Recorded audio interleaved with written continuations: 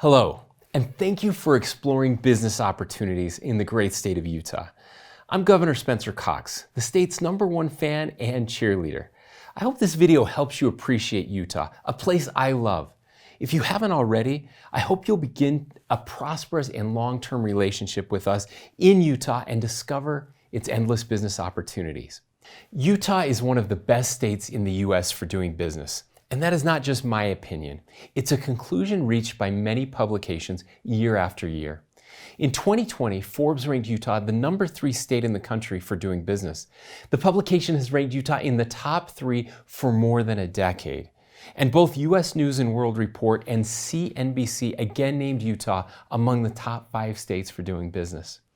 Utah's strengths include many macro factors, including Utah is a safe harbor in the storm with one of the most fiscally conservative state governments. We have a AAA bond rating and consistently run a balanced budget. During the COVID-19 pandemic, we experienced the smallest slowdown in the country and were the first state to return to economic growth. Utah has an accessible and business-friendly government that highly values the companies doing business in the state and the opportunities they create for its citizens. We have a part-time legislature full of business professionals who know the importance of staying out of the way. In Utah, we operate with minimal regulations and oversight and encourage innovation. Utah also has a young and growing workforce.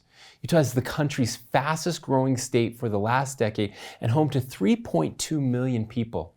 By 2065, the state expects to add another 2.5 million to its population. U.S. Census data shows Utah's population increased by 14.4% from 2010 to 2018, compared to just 6% nationally. The median age in Utah is 31, compared to a national median age of 38.1. Since 2010, Salt Lake City's population of 25 to 44-year-olds has grown by 19%. Our workforce is growing with many high school and college graduates, and net inward migration of workers from states around the country, including nearby states like California. Utah offers an outstanding quality of life with a reasonable cost of living, unprecedented access to the arts, travel, the great outdoors, and commute times that are a fraction of what other markets experience. Utahns have strong social cohesion, an outstanding work ethic, and an entrepreneurial spirit of innovation derived from pioneer roots and promoted and reinforced by modern-day civic organizations. The state has the lowest wealth gap in the nation, the largest middle class, and the highest charitable giving and volunteerism rates. Utah is one of the fastest growing economies in the United States and one of the most diverse, which leads to opportunities for growth in many sectors, including technology and software, life sciences, advanced manufacturing, and clean technology. My administration is eager to ensure we have sustainable growth to create excellent trade and investment opportunities for Japanese companies with clean technologies, smart infrastructure, and innovative ways to include more talent in our workforce. Utah is a cosmopolitan and multilingual state. Of all the states in the U.S., we have one of the highest percentages of the population living in urban areas. We also have the largest share of citizens who speak a foreign language and have also lived abroad. More than 120 languages are spoken fluently in daily commerce in Utah. Japanese companies in Utah include Rakuten, Mitsubishi, Hitachi Power, Komatsu Equipment, Asahi Refining, and Daifuku.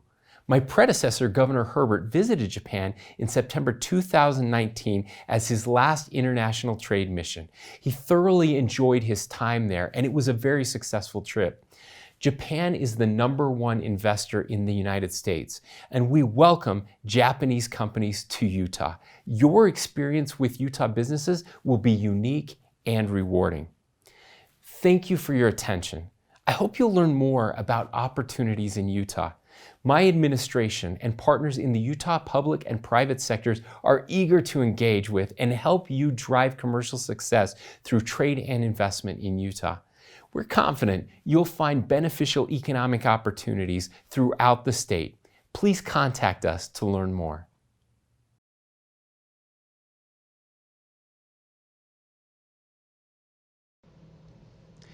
Hi, thank you to Jetro for inviting us to participate in this very innovative digital investment initiative.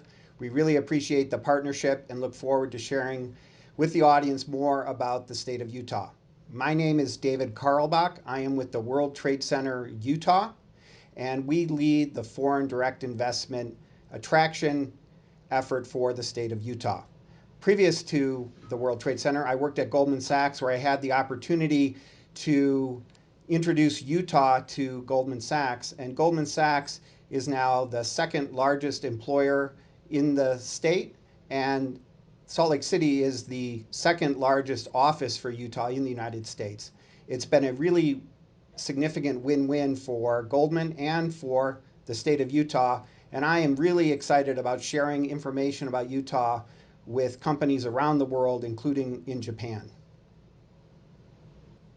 Okay, the best place in the United States for Japanese companies. It's a bold claim, but it's one that I hope I can substantiate today in our discussion.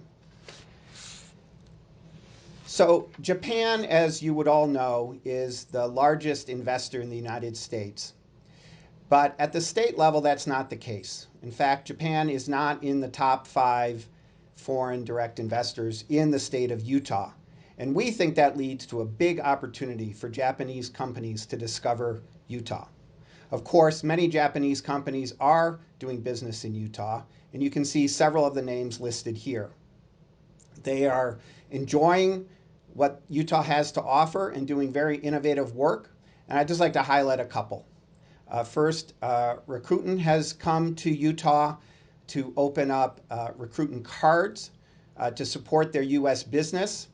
And they've come here to take advantage of the very progressive and inclusive laws that the state has for industrial banks. We are the capital of industrial banks, that is, for banks that are not regulated by the Federal Reserve in the United States. And Rakuten has come here to take advantage of that and support their ecosystem in North America. Another company that just decided to expand in Utah is Soraya. They are a Osaka-based natural foods company, and they looked at other states, including California and Texas, and they decided to expand in Utah because of the health industry that we have, health and supplements industry here in Utah, as well as the strong labor force and business-friendly environment. More generally, companies come to Utah for a multitude of reasons, of course. First and foremost, they come for incentives, and the state has a rich package of incentives, including the state tax incentives, ADTIF, which can provide up to 30% post-performance reduction in state taxes as a rebate. We have tax incentives at the county and municipal level as well. For example, in the city of Salt Lake, we have a very aggressive regional development agency which can offer tax credits to companies coming and developing in Utah. For investors with U.S. capital gains taxes, which would be a subset, of course, but for those, we have a very interesting and appealing set of opportunity zones. We are ranked 4th in the country in terms of the potential for our opportunity zones. These are areas where if you invest with capital gains from other sales in the U.S., you avoid capital gains taxes for 10 years. And we're very proud of the fact that our opportunity zones rank 4th in the country. And we also have a very rich set of workforce development programs as well. But even more important than those incentives, we think, are the factors that make Utah such a great state to do business in. And we think in the long run, really considering these factors is going to be more important than just looking at incentives. And those factors you can see range here from the strength of our economy to the fiscal strength of the government to the quality of our education and infrastructure and so on. And in the remainder of this presentation, I'd like to highlight many of those themes and give you a better sense for what makes Utah such a great state to do business in. First, let's just talk about the economy. We are consistently ranked one of the best states in the United States for doing business and with the strongest economy. You can see some of the accolades there, including the #1 state for entrepreneurs per Amazon. We're interestingly the state with the narrowest wealth gap per Newsweek. And Forbes has ranked us one of the best states for doing business in the top 3 since 2007. And more recently, the Milken Institute looked at cities across the country and how they're doing. And Utah had 5 of the top 10 cities in the U.S. For how they're doing post COVID-19. And that has to do with how we've handled the pandemic and just generally the strength of our economy. Obviously, one of the key factors for a strong economy is job growth, and Utah consistently does well in job growth. Our current job growth is 3.2% versus a nationwide average of 1.6%. We were #2 in growth over the last 12 months, and complement to that, our unemployment rate is consistently below the national average. In December of 2020, our unemployment rate, even in a post-COVID-19 environment, was 3.6%, already falling by 0.6% compared to a national average of 6.7%. And underlying that growth is, of course, many factors. One of those is that we simply have a fast and growing population. That's in contrast to many developed economies around the world, and I believe in Japan as well. This is attributed to the culture in Utah. We have a culture of large families, and it's just a young state. Our population growth recently was 1.7%, compared to the national average that was below 1%. And 43% of our growth comes from net inward migration. A lot of citizens of the U.S. are discovering Utah and coming here, especially from neighboring states like California. Our population is projected to double by 2065, and our median age is 31, the lowest in the nation, and significantly below the median for the United States of 38.2 years old. Adding to the strength of the economy is its resiliency, and resiliency is really attributed to the diversity of our economy. We have the #1 economically most diverse state in the country. That's measured by something called the Hackman Institute, and it looks for the state that has a representation of industries that most closely aligns with the national distribution of industries. And a perfect score would be 100, and you can see in this map that Utah's score is 97.9. So we have an economy that has representation from many industries, from financial services to technology to life sciences to aerospace and advanced manufacturing and so on.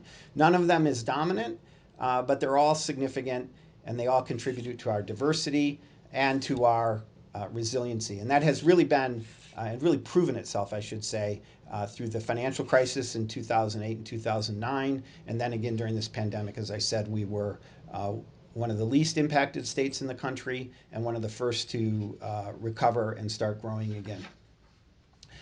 In addition to our diversity, we have a reasonable cost of living. We're not the cheapest state in the country, but we are relatively inexpensive compared to several of our neighbors.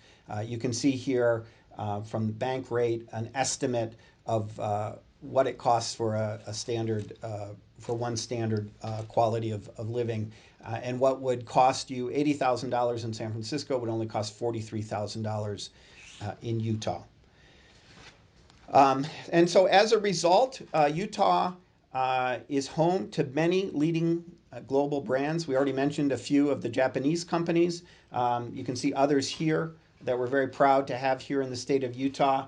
I'll just highlight a few.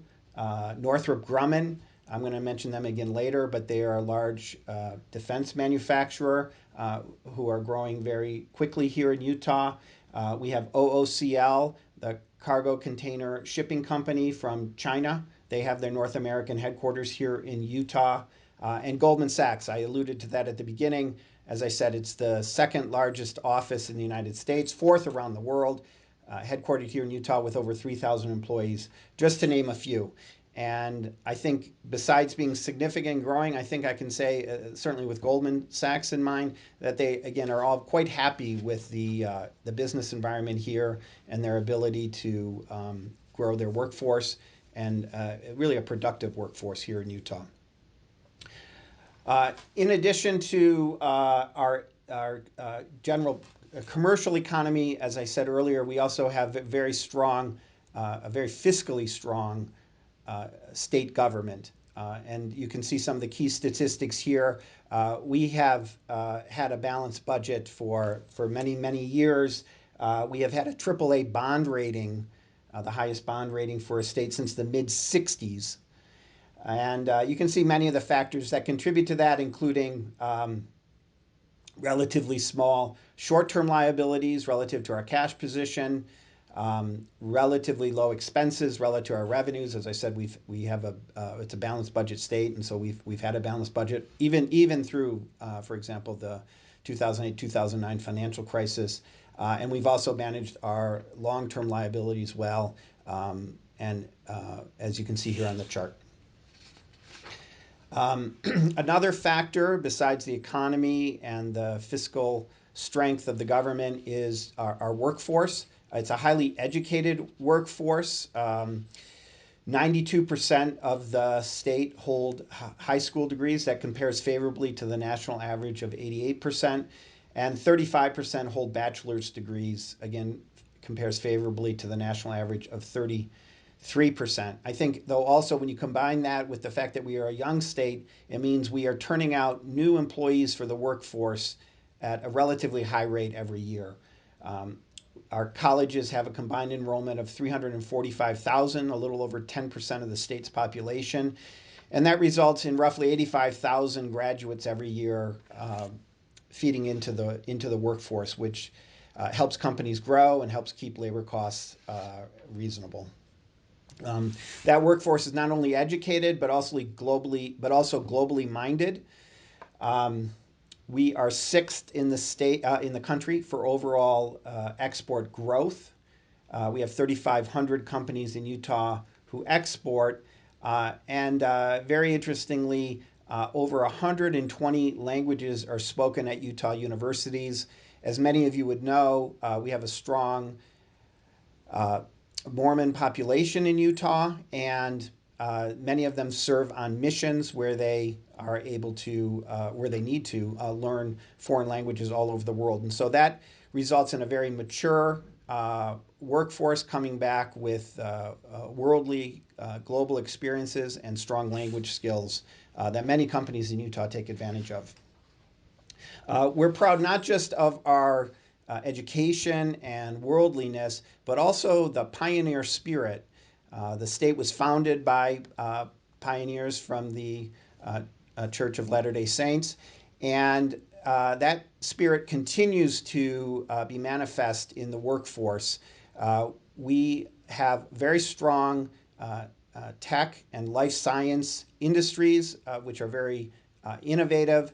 In fact, we have the largest number of unicorns, that is, companies who have gone public for over $1 billion per capita of any state in the country. Here I've listed a few of them. Hopefully you would recognize some of these names. I'll just mention Qualtrics, for example, was bought out by SAP, the German software company, for $8 billion a couple of years ago. And you might have heard of them recently in the news because SAP, within a couple of years, spun them out as an IPO. And their $8 billion investment now has a market cap of $16 billion. So it's a great success story here in Utah. Omniture is there. They were one of the first, or maybe the first unicorn in the state. They were bought out by Adobe many years ago. for over $1 billion and have formed the foundation for Adobe. This is really Utah is really the second, almost the second headquarters for Adobe, with several of their global leaders being based in Utah. And there are many other companies here that you can read on the screen. So not only do we have those factors in our favor, we also have strong infrastructure. We're blessed, not just with great weather, but also with being located centrally in the western side of the United States. We have two major highways that go through Salt Lake City. We have I-80 going east to west, and we have I-15 going north to south, connecting Canada with Mexico. We also have two major railroads intersecting in Utah, the Union Pacific and the Burlington Northern, again with east-west and north-south traffic. And as a result, we are investing in an inland port, which is adjacent to the city and to the airport.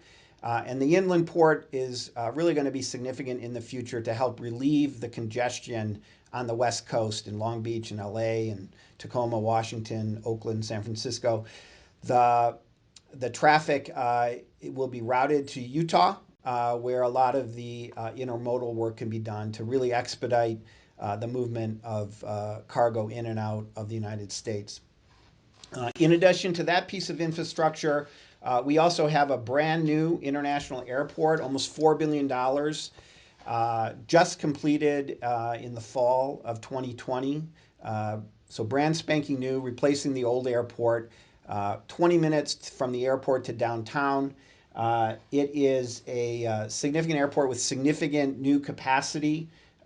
We have 625 daily flights serving 20 million passengers a year. We have direct flights to Europe, Asia, Canada, and Mexico, including Tokyo. We are second in the US for on-time departures, which I'm sure appeals to many in the Japanese audience, and we are Delta's Western hub. So it's a real gem for Salt Lake City, and something a lot of companies, international companies, can take advantage of. And then to just kind of put all of that in a gold box and wrapping it up with a big red ribbon and a bow is just the beauty of the Utah countryside. We are blessed. When I first came to Utah, my wife and I realized that it's 95% a state or federal park. We're actually a very concentrated state in terms of where people work. Most of the state is, as I said, a state or federal park. We are blessed with the best snow on earth, as I'm sure you've heard, and I know many love to ski.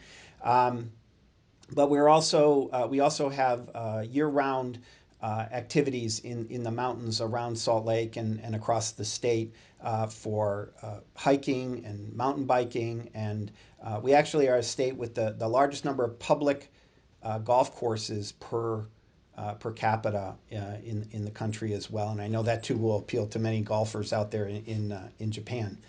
So overall, we just have a lot going for us. Finally, I'll just mention the population again.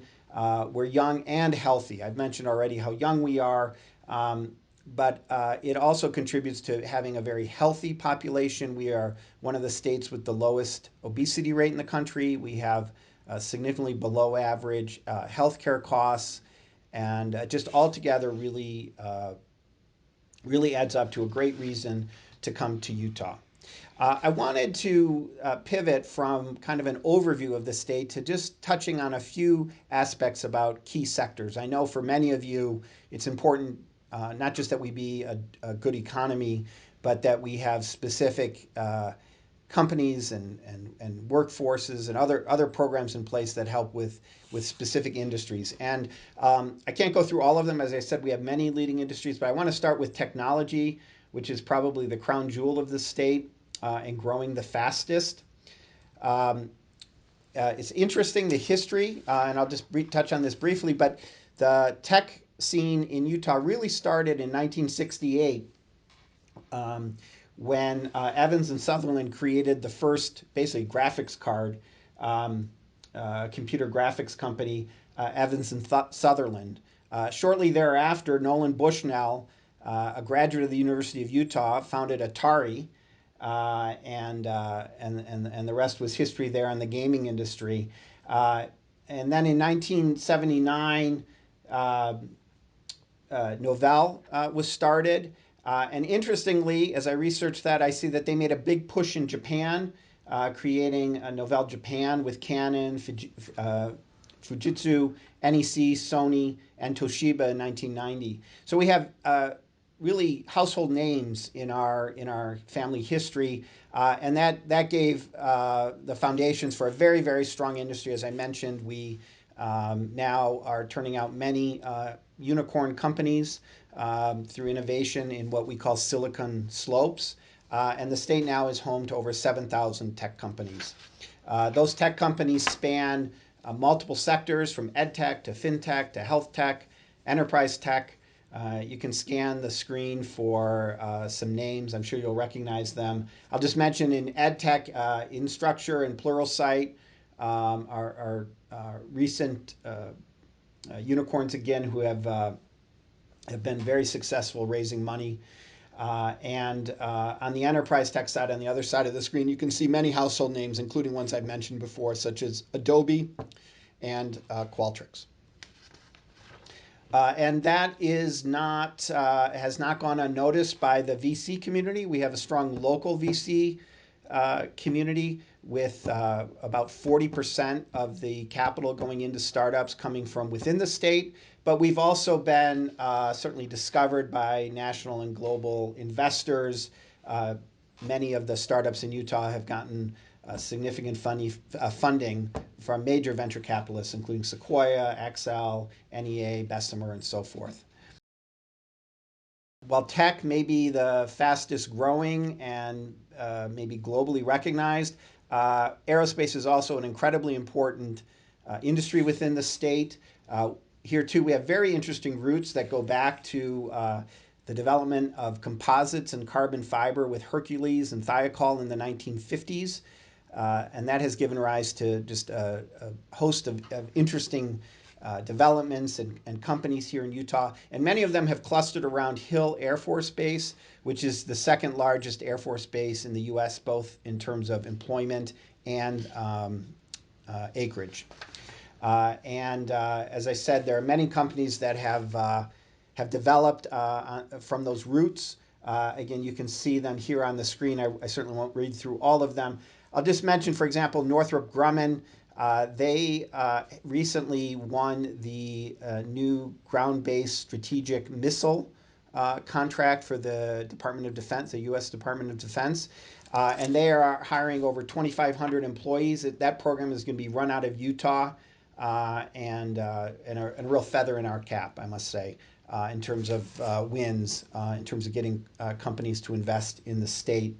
And you can see other leading companies on the page. I'll mention just Hexcel in case you don't know them. They are, I think, the world's leader in carbon fiber manufacturing, actually making the fiber, the raw material.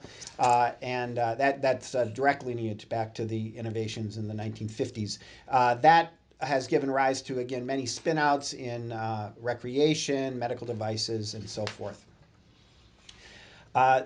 This industry rests on the back of very strong education programs, both technical colleges as well as four-year undergraduate and graduate school programs, including the University of Utah and Brigham Young University, two globally recognized universities. Finally, I just wanted to say a word about life sciences, another strong industry, probably the one that I personally think is on the cusp, maybe at the tipping point of really accelerating its growth. The life sciences industry too is really made up of many sectors, including diagnostics, medical device manufacturing, therapeutics, and health tech. And again, there's innovation going on across the board here. Just to name one, BioFire was a diagnostic company that grew out of the University of Utah, and it was, in the last few years, bought out by Biomuro, a French diagnostics company, and it has now become the North American headquarters for Biomuro. And that story has been repeated over and over again with Utah startups.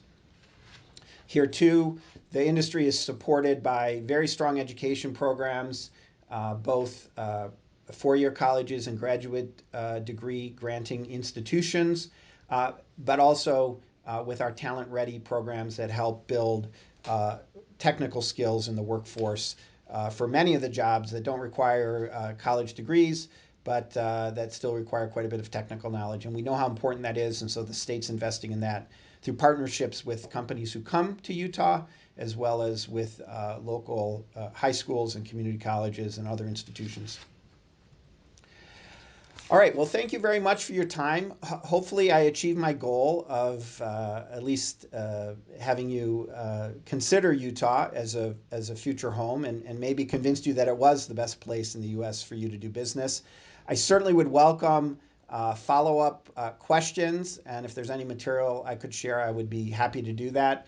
You can see on the screen my contact information, and I look forward to talking to some of you very soon. Thank you.